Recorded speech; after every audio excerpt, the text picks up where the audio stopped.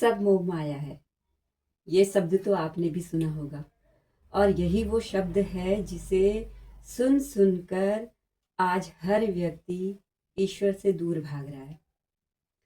मोह माया मतलब लोग इसका मतलब समझते हैं धन से, पैसे से, रिश्ते नातों से, प्यार से, अपनेपन से। कि अगर हम ये कहें कि सब मोह माया है और सब कुछ मतलब कि छोड़ दें, ईश्वर भक्ति करने लग जाएं, तो ईश्वर भक्ति करने का मतलब ये है कि सब माया का त्याग करना।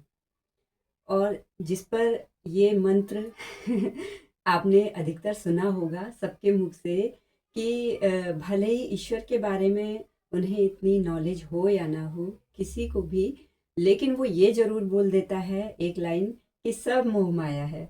और ऐसा कहकर उनका भाव कहने का यही होता है कि सब छोड़ो, सब त्यागो। क्या रखा है इस संसार में, क्या रखा है इस दुनिया में, क्या रखा है रिश्तों नातों में।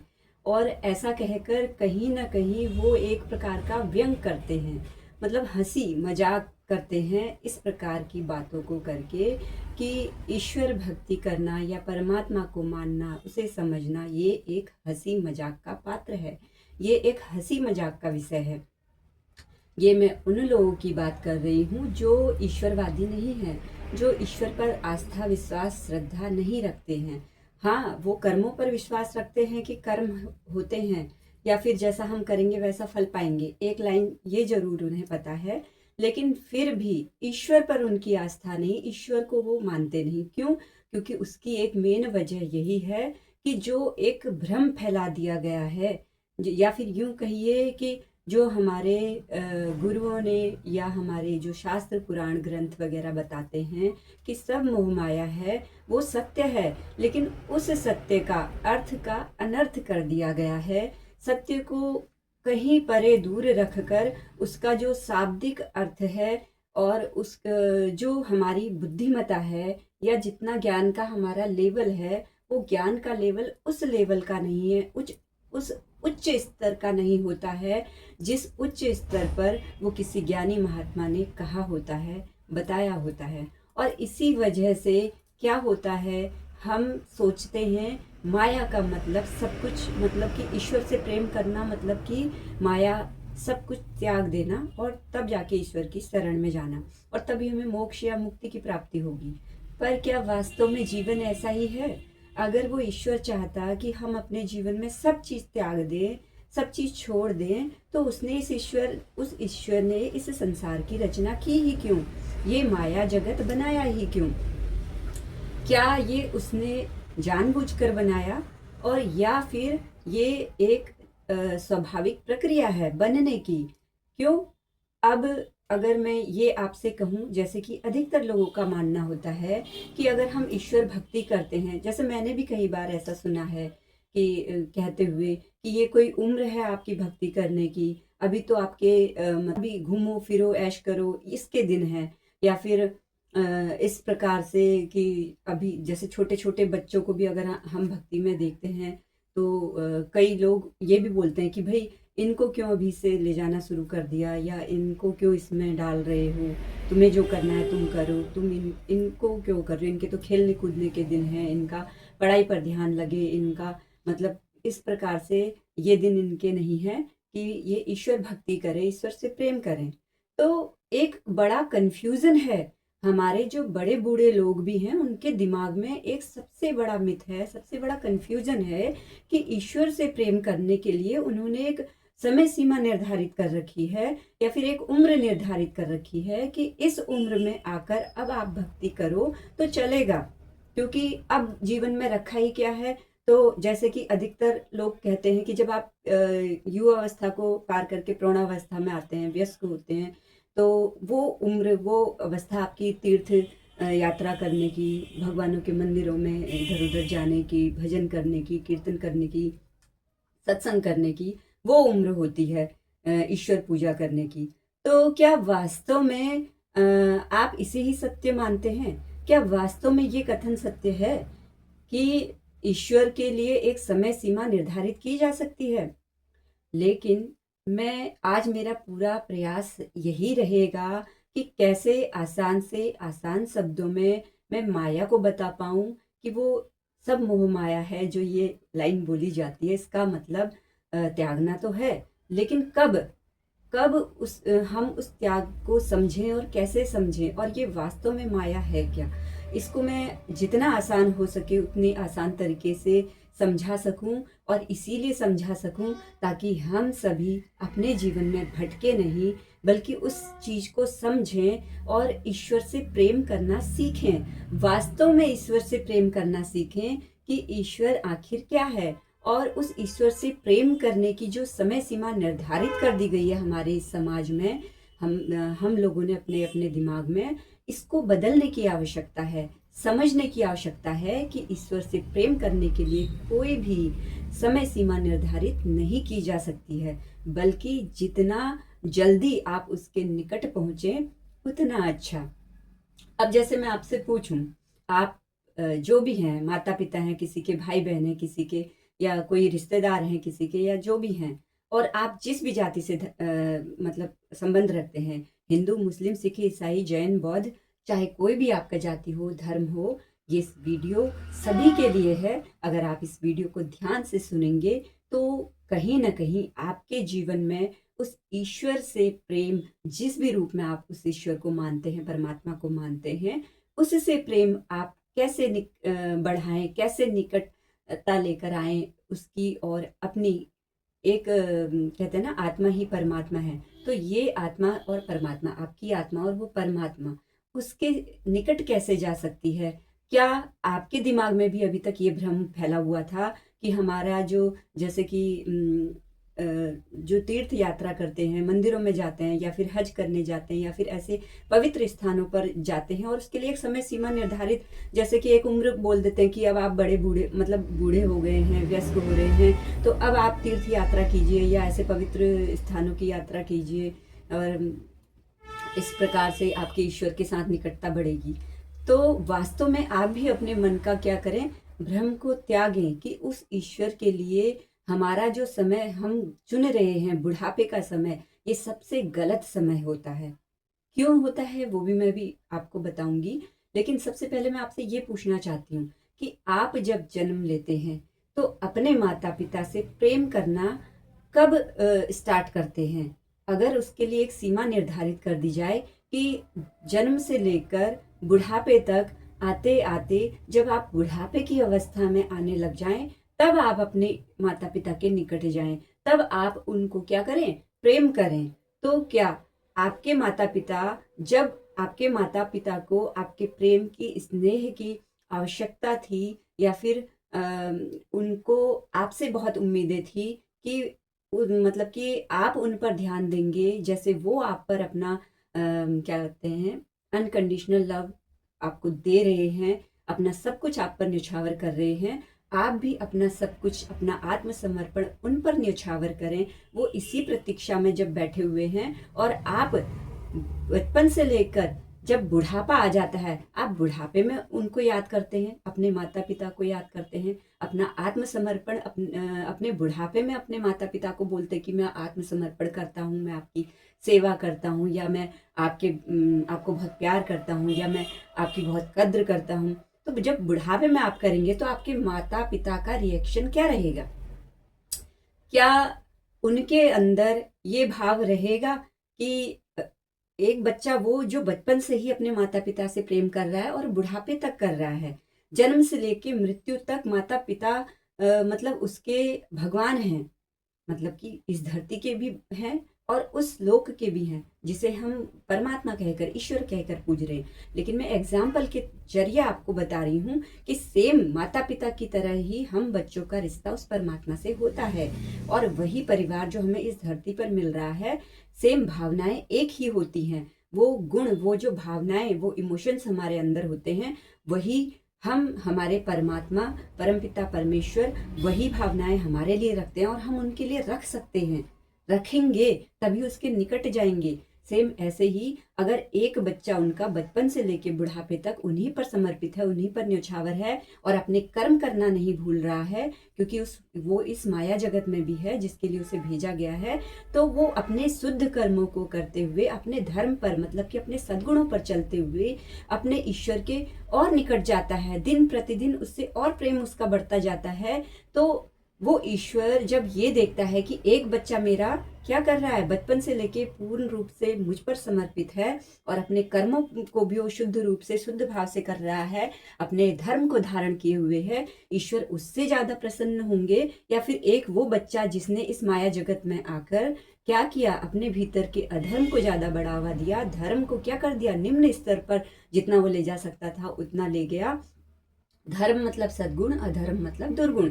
हमारे ही भीतर ये धर्म और अधर्म के तत्व क्या होते हैं, विराजमान होते हैं। और यही अधर्म और धर्म के तत्व इस समस्त बाहरी संसार में भी विराजमान है, समाज में विराजमान है, देश में विराजमान है, बड़े व्यापक स्तर पर भी विराजमान है। लेकिन सर्वप्रथम हमें शुद्धि अपने भीतर से करनी है। अपने भीतर की शुद्धि प्रत्येक मनुष्य करेगा तो बाहर की शुद्धि अपने आप होती जाएगी।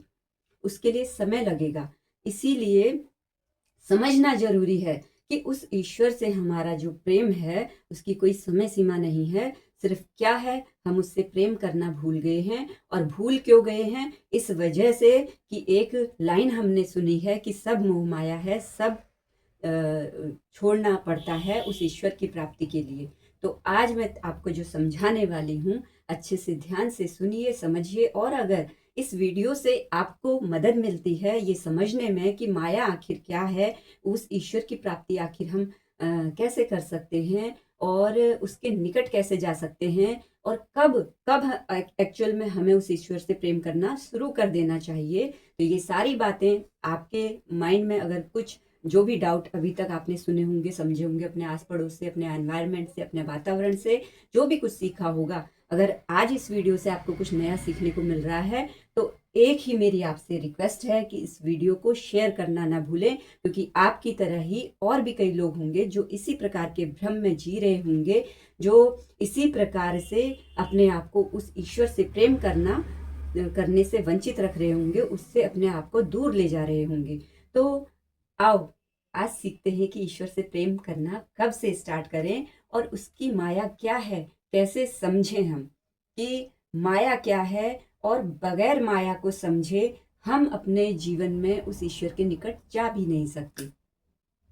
तो अब माया क्या है, माया सत्य का प्रकाश है, माया ही सत्य है।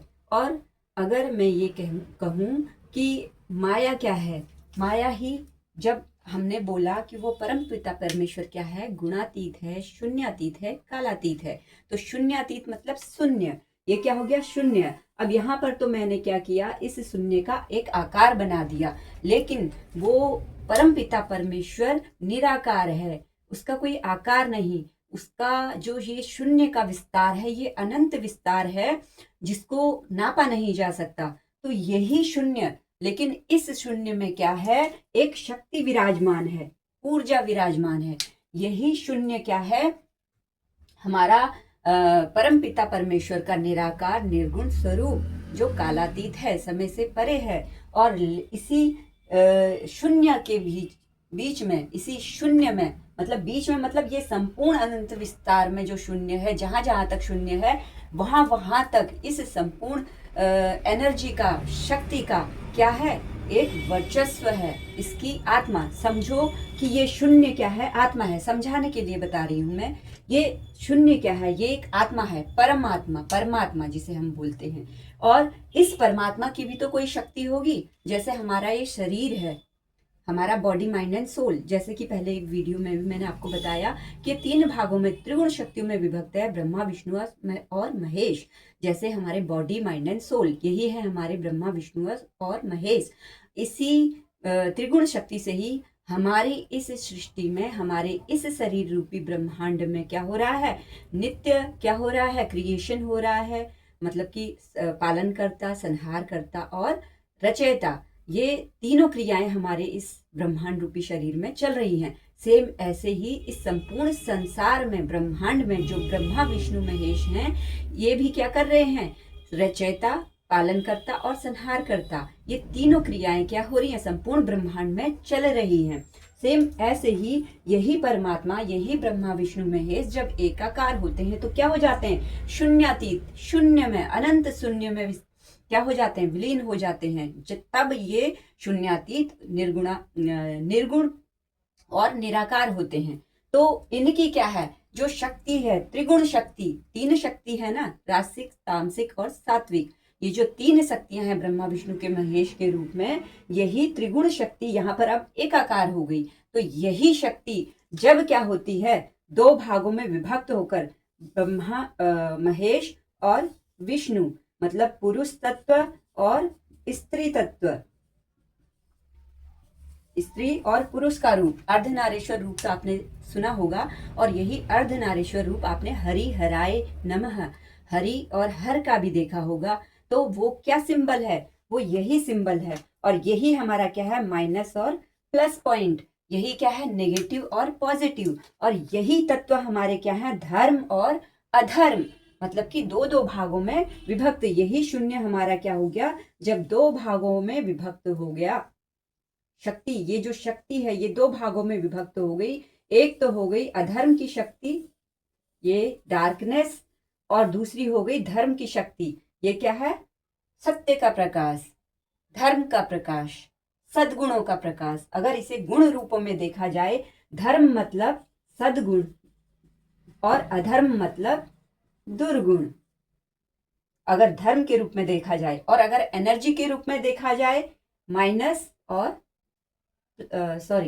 माइनस और प्लस, नेगेटिव और पॉजिटिव। और इन दोनों का ही जब ये एनर्जी क्या हो जाती है, एकाकार हो जाती है, ये क्या हो जाता है, न्यूट्रल, शून्य, न्यूट्रल। तो यही तीन एनर्जी, प्लस माइनस और न्यूट्रल, इसी से ही क्या है, संपूर्ण ब्रह्मांड क्या है, बना हुआ है एनर्जी फॉर्म में। तो जब ये एनर्जी शून्य से दो भागों में विभक्त हुई, एक और दो, प्लस और माइनस, धर्म और अधर्म, तो जैसे ही ये क्रिएशन स्टार्ट हो गया, वहां से क्या हो गई, हमारी माया शुरू हो गई।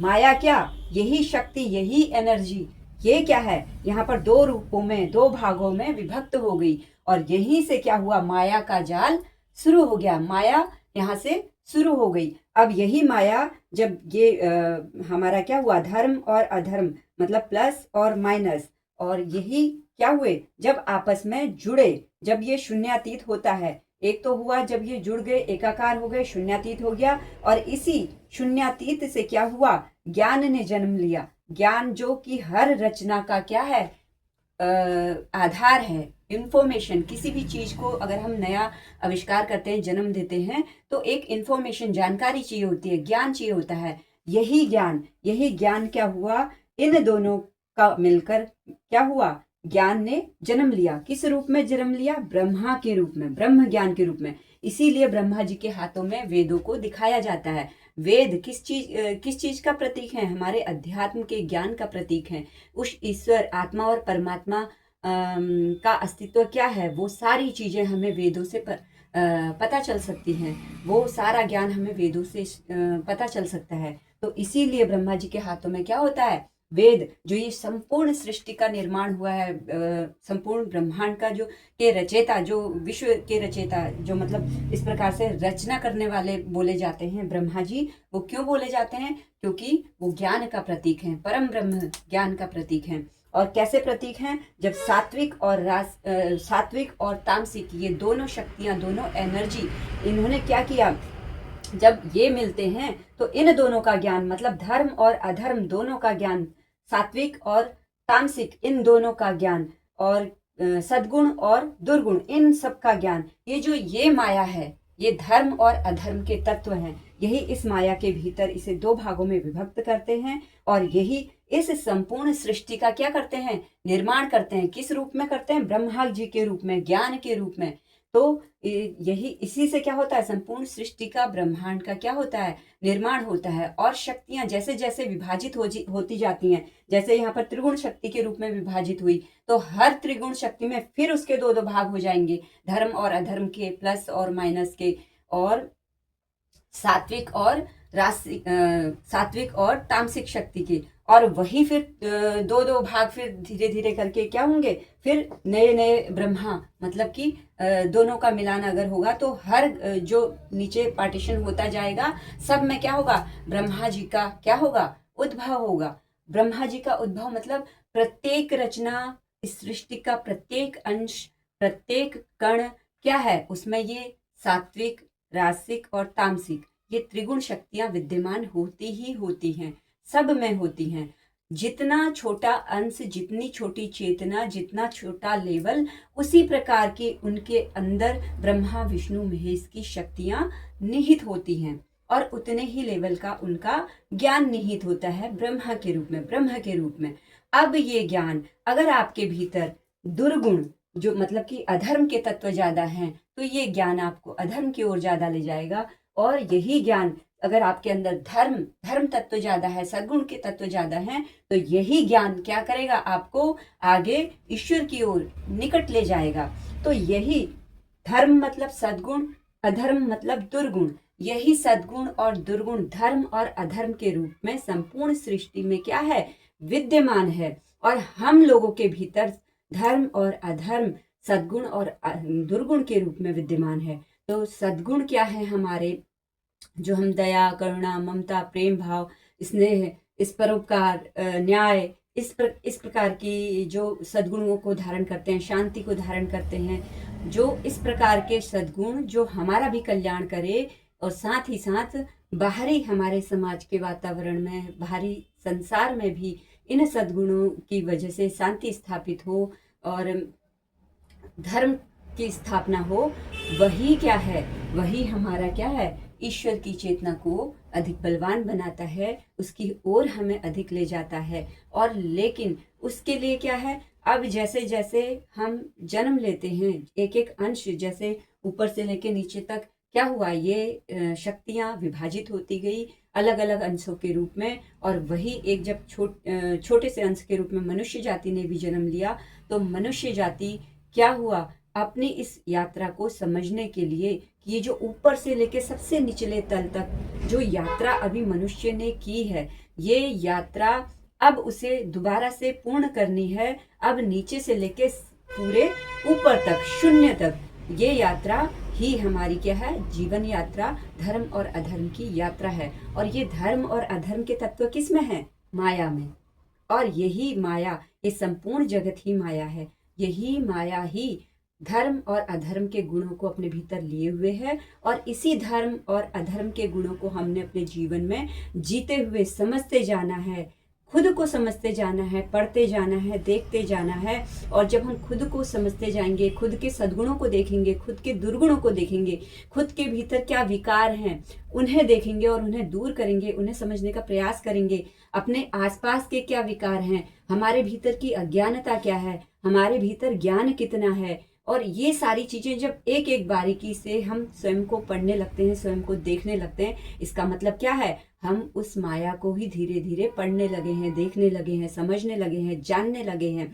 और इसी प्रकार से जब हम ये समझ जाते हैं, भली प्रकार से समझ जाते हैं कि वास्तव में धर्म क्या है, वास्तव में अधर्म क्या है, वास्तव में सद्गुण किसे कहते हैं, कैसे धारण किए जाते हैं, वास्तव में दुर्गुण किसे कहते हैं, कैसे धारण किए जाते हैं, वास्तव में धर्म पर चलने पर मनुष्य का कल्याण कैसे होता है, औरों का कल्याण कैसे होता है, वास्तव में अधर्म पर चलने पर मनुष्य की दुर्गति कैसे होती है, औरों की दुर्गति कैसे होती है, वास्तव में ये लोक कैसा है, वास्तव में वो लोक कैसा है, वास्तव में हमारी आत्मा क्या है, वास्तव में वो परमात्मा क्या है, ये सारी चीजें क्या है, माया का ही विषय है। और जब हम इन्हीं अपनी इस जीवन यात्रा में बचपन से लेके जवानी तक, बुढ़ापे तक, मृत्यु तक, जब हम जन्म लेते हैं और मृत्यु तक पहुंचते हैं, तो ये जो जीवन यात्रा हमने जी है अपने जीवन की, तो इसमें जो हम ये जो गुणों को गुण के रूप में देवी देवता दिखाते हैं ना, हर देवी देवता अपना अपना एक गुण लिए हुए है, गुण का प्रतीक है।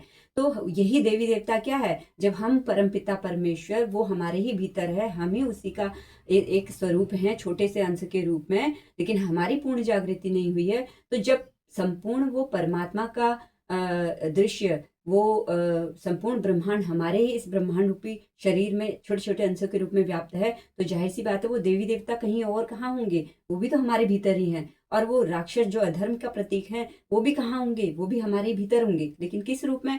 राक्षस जो होंगे, जो दैत्य होंगे, दानव होंगे, जो आसुरी प्रवृत्ति होगी, वो होगी अधर्म तत्व को लिए हुए, दुर्गुणों को लिए हुए। और ऐसे ही जो सद्गुणों की प्रवृत्ति होगी, दया की होगी, प्रेम की होगी, करुणा की होगी, ममता की होगी, परोपकार की होगी, न्याय की होगी, अहिंसा की होगी, ये जो सद्गुणों की प्रवृत्ति लिए हुए होगी, वो देवों के रूप में, दैवी शक्तियों के रूप में हमारे ही भीतर होगी। और किन रूपों में होगी? सद्गुणों के रूप में होगी।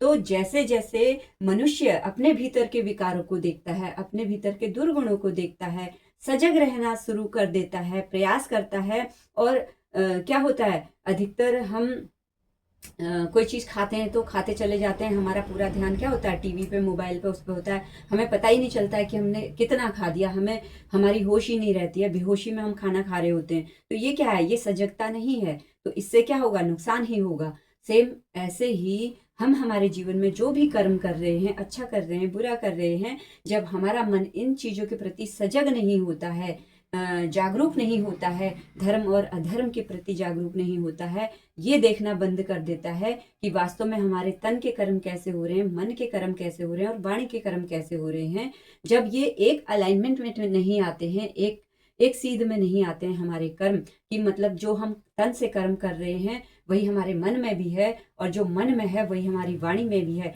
इसे कहते हैं एक सीध में आना ऊर्जा का। तो जब हमारा ये एक सीध में नहीं आता है, तब हमारे भीतर कहीं ना कहीं अधर्म और धर्म के तत्व इम्बैलेंस होते हैं, असंतुलित होते हैं। कहीं ना कहीं हमारा धर्म तत्व पर अधर्म तत्व हावी होता है, मतलब हमारे सद्गुणों पर हमारे दुर्गुण क्या होते हैं? हावी होते हैं, और यही हमारे बंधनों का फिर कारण बनते हैं, तो हमारे दुखों का कारण बनते हैं, हमारे मन की अशांति का कारण बनते हैं, हमारे बाहरी समाज में भी अशांति का कारण बनते हैं।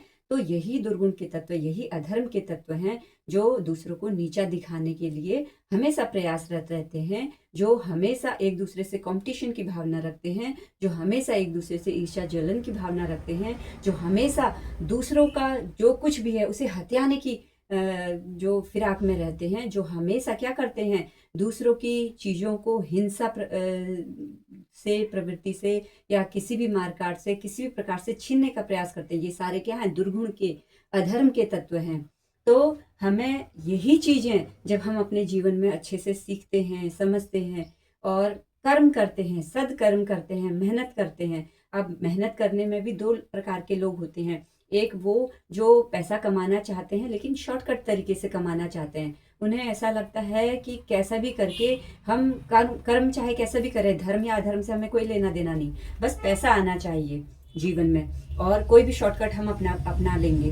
तो इस तरीके की जो मानसिकता होती है, ये भी अधर्म की ही मानसिकता होती है। लेकिन जो धर्म की मानसिकता होगी, वो हमेशा क्या करेगा? भले ही मुझे मेहनत करनी पड़ जाए, भले ही कठोर परिश्रम करना पड़ जाए, भले ही मुझे मेरी मेहनत का थोड़ा ही परिणाम मिले, लेकिन मैं उसी में संतुष्ट रहूंगा। मैं अपनी तरफ से अपना प्रयास करना नहीं छोड़ूंगा, और सफलता तो मुझे मेरे कर्म के अनुसार मिलेगी ही मिलेगी, भले ही थोड़ी लेट सही। तो वो अपने अंदर क्या रखता है? सब्र रखता है, लेकिन अपनी मेहनत को करना, अपने परिश्रम को करना नहीं छोड़ता है, ईमानदारी के साथ में, कठोर परिश्रम के साथ में। तो वो जब हर प्रकार से प्रयत्न करता है, जीवन को इस प्रकार से जीता है, मतलब क्या है? वो अपने जीवन की माया को समझ रहा है, वो अपने आस पड़ोस के छल कपट को भी समझ रहा है, वो अपने भीतर भी धर्म और अधर्म दोनों तत्वों को देख रहा है, वो बाहर भी इस संसार में भी धर्म अधर्म के दोनों तत्वों को देख रहा है, वो अपने रिश्ते नातेदारों में, अपने दोस्तों में, उनमें भी धर्म अधर्म के तत्वों को देख रहा है, और उनके भी गुणों को, दोषों को देख रहा है। सिर्फ क्या है, वहां पर उसे अपनी स्थिति परिस्थितियों के अनुसार व्यवहार करना है, और अपने धर्म और अधर्म के, सबसे पहले दूसरे के गुण अवगुणों को ना देखें, सबसे पहले अपने गुण अवगुणों को देखें, अपने धर्म अधर्म के तत्वों को देखें, और उस तत्व के आधार पर ही बाहरी व्यवहार करें, जैसा आपको उस स्थिति परिस्थिति के अनुसार, अपनी नॉलेज के अनुसार सही लगता है, उस प्रकार का व्यवहार करें, जो कि आपके भीतर भी धर्म को बढ़ावा दे, बाहरी वातावरण में भी धर्म को बढ़ावा दे। और अगर धर्म को बढ़ावा नहीं भी दे पा रहे हैं, कोई कारण, कोई परिस्थितियां ऐसी बन रही हैं, तो कम से कम अधर्म के भागी तो बिल्कुल भी ना बने। तो बस इन्हीं चीजों से वो व्यक्ति जो मन से जागरूक हो जाता है, जो तन से जागरूक हो जाता है, जो अपनी वाणी से जागरूक हो जाता है, वो समाज में, अपने भीतर धर्म और अधर्म में फिर क्या करता है, अंतर करना सीख जाता है। वो अपने भीतर धर्म पर चलना सीख जाता है, अपने भीतर धर्म को धारण करना सीख जाता है। और इसी को फिर धीरे धीरे करके क्या होता है, वो अधर्म को भी समझना सीख जाता है कि वास्तव में अधर्म ये है और धर्म ये है। और वास्तव में सेम ऐसे ही जैसे इन दोनों का, धर्म और अधर्म का होना जरूरी है, जैसे दिन और रात का होना जरूरी है, सत्य और असत्य का होना जरूरी है, न्याय और अन्याय का होना जरूरी है। क्योंकि जब न्याय होगा तभी अन्याय का पता चलेगा, जब अन्याय होगा तभी न्याय का पता चलेगा, जब धर्म होगा तभी अधर्म का पता चलेगा, जब अधर्म होगा तभी धर्म का पता चलेगा। अगर इनमें से एक चीज नहीं है तो हम ना तो धर्म को जान सकते हैं ना अधर्म को जान सकते हैं। अगर सत्य ही सत्य है तो हम कभी जान ही नहीं पाएंगे असत्य क्या है, अगर असत्य ही असत्य है तो हम कभी जान ही नहीं पाएंगे कि सत्य क्या है। सेम ऐसे ही हम हमारे जीवन में कि अगर हम सत्य को नहीं जानते हैं, असत्य को नहीं जानते हैं, और धर्म को नहीं जानते हैं, अधर्म को भी नहीं जानते हैं, अपने भीतर के दुर्गुणों को नहीं जानते हैं और सद्गुणों को भी नहीं जानते हैं, इसका मतलब हम माया को नहीं जानते हैं। भले ही हम पूजा पाठ कितना कर ले, भले ही हम ईश्वर वंदना कितनी कर लें, लेकिन अगर हम अन्य साधनों का भी, जब तब ध्यान साधना आराधना जो भी साधन हमें मिले हैं, गुरुवाणी जो भी साधन हमें इस प्रकार के मिले हैं, इनको भी लेके चलते हैं, अपने भीतर अपने मन को जागरूक करते हुए अपने बॉडी माइंड एंड सोल, मतलब अपने भीतर के ब्रह्मा विष्णु महेश पर काम करना शुरू कर देते हैं, तब जाकर हमें क्या होता है, सारे सत्य का ज्ञान धीरे धीरे खुलना शुरू होता है। यही सत्य का ज्ञान कि अपना कौन पराया कौन, ये दुनिया क्या है, ये माया क्या है, ये ममता क्या है, ये प्रेम क्या है, ये करुणा क्या है, ये दया क्या है, ये अहिंसा क्या है, ये हिंसा क्या है, ये शांति क्या है, ये अशांति क्या है, ये न्याय क्या है, ये अन्याय क्या है। जब ये इस प्रकार के एक एक गुणों को हम अच्छे से समझते हैं और दूसरे का दर्द, दूसरे के पीड़ा को अच्छे से समझते हैं, अपने दर्द अपनी पीड़ा को अच्छे से समझते हैं, दूसरे से भी प्रेम करना सीखते हैं, स्वयं से भी प्रेम करना सीखते हैं, और इस प्रकार के जब गुणों को धारण करते हैं, इसका मतलब है कि हम माया को समझ रहे हैं, इसका मतलब है कि हम सत्य के प्रकाश की ओर आगे बढ़ रहे हैं, इसका मतलब है कि हम अपने धर्म पर हैं, हमारा धर्म बलवान हो रहा है। इसका मतलब है कि जितना जितना हमने अपने जीवन में धर्म को धारण किया, उसे जाना, समझा, पढ़ा, सीखा और लोगों को भी अपने अपने धर्म में आगे बढ़ने में मदद कर रहे हैं, जानने समझने में मदद कर रहे हैं, तो कहीं ना कहीं हमारी ईश्वर से उतनी निकटता, मतलब हमारे ही जीवन का सत्य हमारे सामने प्रकट होता जा रहा है, और हम अपनी इस आत्मा और उस परमात्मा के सत्य को जानते जा रहे हैं, मतलब कि उसकी इस माया को जानते जा रहे हैं, समझते जा रहे हैं। और इसी प्रकार से अब आते हैं सब मोह माया। अगर इस प्रकार से जानिए, अगर हम संपूर्ण संसार को छोड़ देंगे, किसी वन में चले जाएंगे, तपस्या करने चले जाएंगे, तो क्या हम हमारे जीवन के इस धर्म और अधर्म के तत्वों को सीख पाएंगे, समझ पाएंगे, कभी जान पाएंगे? इस जीवन यात्रा में जो भी सबक हमने लेना था, क्या वो सबक कभी हमें जीवन में मिल पाएगा? सबक कौन देता है? सबक हमारे ही आस पड़ोस के जो लोग होते हैं, हमसे जुड़े हुए जो लोग होते हैं, चाहे हमारे सगे संबंधी हो, चाहे रिश्तेदार हो, चाहे माता पिता हो, चाहे भाई बहन हो, चाहे दोस्त हो, ये सबक हमारे जीवन में कौन देता है? हमें इन धर्म और अधर्म के गुणों को, इन सद्गुण और दुर्गुणों के तत्वों को कौन सिखाता है? यही वातावरण तो सिखाता है, जहाँ पर हम जन्मे हैं, पले बड़े हैं, बड़े हुए हैं, जहाँ पर रह रहे हैं, जहाँ पर बिजनेस कर रहे हैं, जहाँ पर व्यापार कर रहे हैं, जहाँ पर ये सारी चीजों को देख सुन रहे हैं, समझ रहे हैं कि हाँ संसार में ऐसे लोग भी होते हैं, हाँ संसार में ऐसा भी होता है, हाँ ये संसार इतना दुखदाई भी है, हाँ ये संसार इतना सुखदाई भी है, हाँ इसी संसार में नरक भी है, हाँ इसी संसार में स्वर्ग भी है। जब ये सारी चीजें हम समझेंगे, तभी ना उस ईश्वर का हमें भेद पता चलेगा, तभी ना हम स्वयं को जान पाएंगे, और तभी ना हमारे जानते जानते उस ईश्वर का भी भेद हम अच्छे से जान पाएंगे। तो बगैर माया में पड़े हुए, बगैर इस जीवन की यात्रा को पूर्ण किए हुए, हम उस माया के सत्य तक, मतलब उस ईश्वर के सत्य तक पहुंच ही नहीं सकते।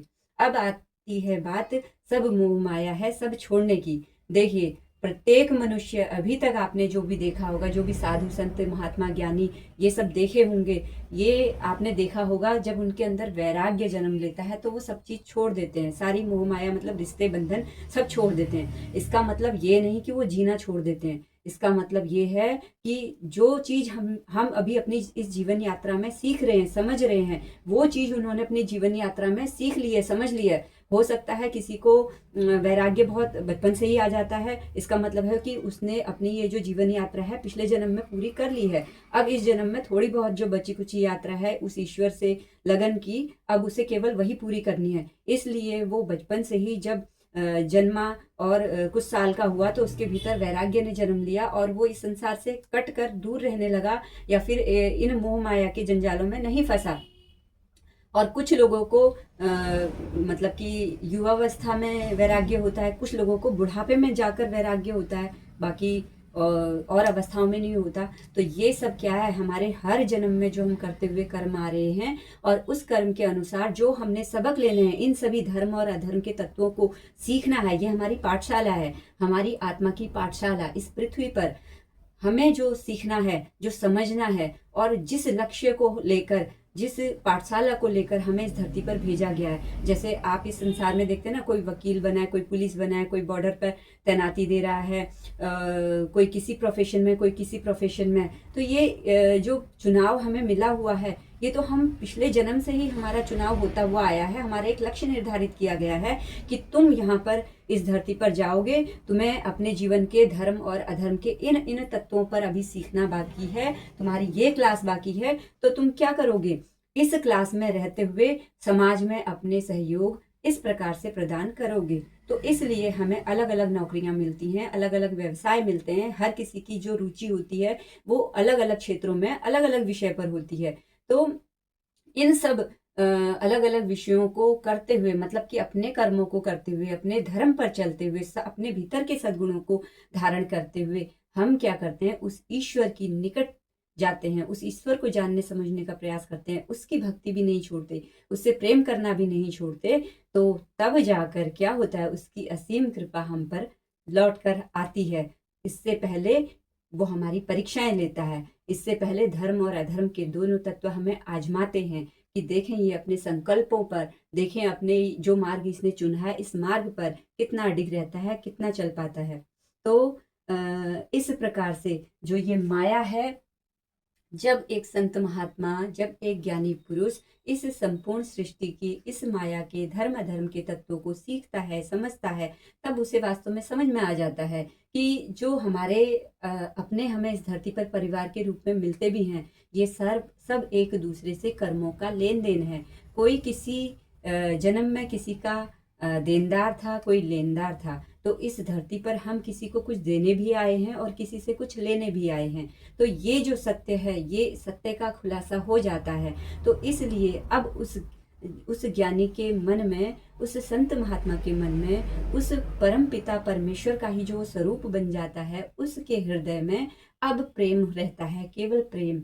और वो प्रेम क्या होता है, सबके लिए समान होता है, किसी एक के लिए नहीं होता। तो इसीलिए जितने भी अभी ज्ञानी संत पुरुष महात्मा सूफी हुए हैं, पैगंबर हुए हैं, उन्होंने हमेशा यही बोला है, सबका ईश्वर एक है, सबका मालिक एक है। तो इसीलिए उन्होंने कभी भी किसी भी जीव प्राणी में, किसी भी मनुष्य में भेदभाव नहीं किया। ये चीज आप भी जानते होंगे, समझते होंगे और देखते होंगे। तो जब वो भेदभाव नहीं करते हैं, क्योंकि वो उसकी असीम जो माया का सत्य था उसे समझ जाते हैं।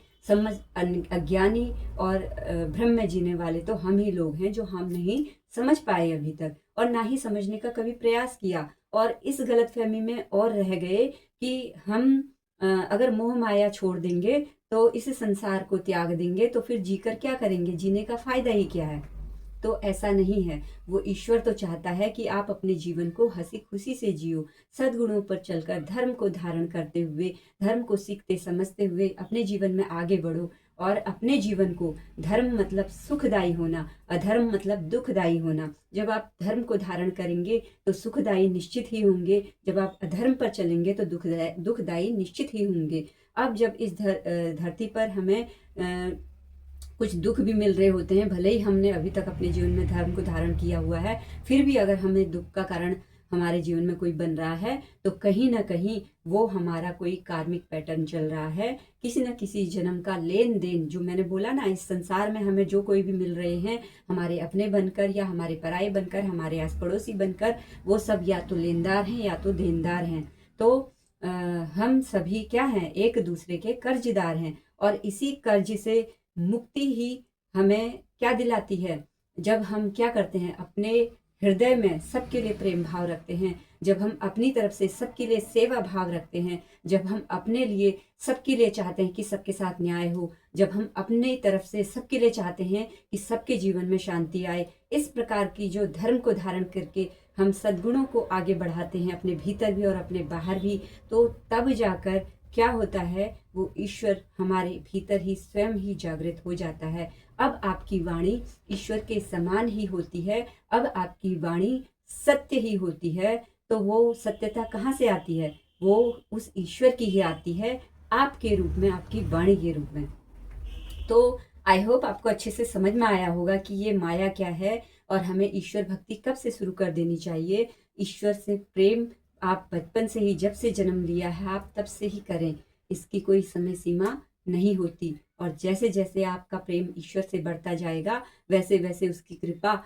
और हाँ, सिर्फ प्रेम करना नहीं, सद्गुणों को धारण करना, अपने जीवन में धर्म पर चलना, ये बहुत इंपॉर्टेंट है कि आप अपने जीवन में कर्म कैसा कर रहे हैं, तन का कर्म कैसा कर रहे हैं, मन का कर्म कैसा कर रहे हैं, वाणी का कर्म कैसा कर रहे हैं। जब आप अपने इन तीनों ब्रह्मा विष्णु महेश पर धर्म को धारण करते हुए ईश्वर से प्रेम करते हैं, तो वो ईश्वर भी अपना रिजल्ट आपके सामने जरूर देता है। बस अपनी श्रद्धा, अपना आस्था, अपना विश्वास तब तक जरूर बनाए रखें जब तक कि उसका रिप्लाई आना तुम्हें शुरू नहीं होता। और उसका रिप्लाई, उसकी कृपा न केवल आप देखते हैं, सारा संसार देखता है। उसकी ऐसी महिमा होती है।